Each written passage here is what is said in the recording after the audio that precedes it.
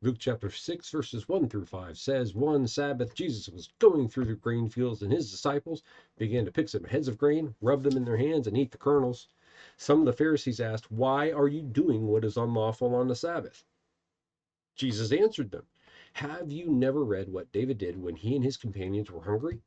He entered the house of God, and taking the consecrated bread, he ate what is lawful only for priests to eat. And he also gave some to his companions. Then Jesus said to them, the Son of Man is Lord of the Sabbath. This is an odd response. Or or is it? Actually, what is at issue here? The Pharisees did not make an explicit accusation other than that the disciples were doing what is unlawful on the Sabbath by picking grain and eating it.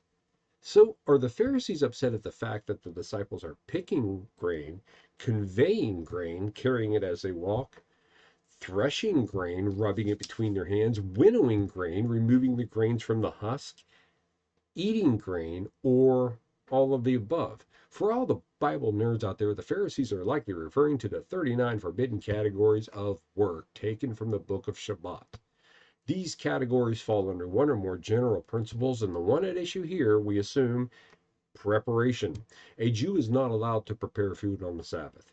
There is not a forbidding of eating food, just preparing it. So, in that interpretation, the Pharisees object to the disciples picking, conveying, threshing, and then winnowing the grain. The eating of it, they might not mind. But judging by what we've seen so far, these guys find faults at every turn. Well, in other people, of course, not themselves. So, isn't it interesting that Jesus defends the one activity his disciples are participating in that the Pharisees probably do not care about?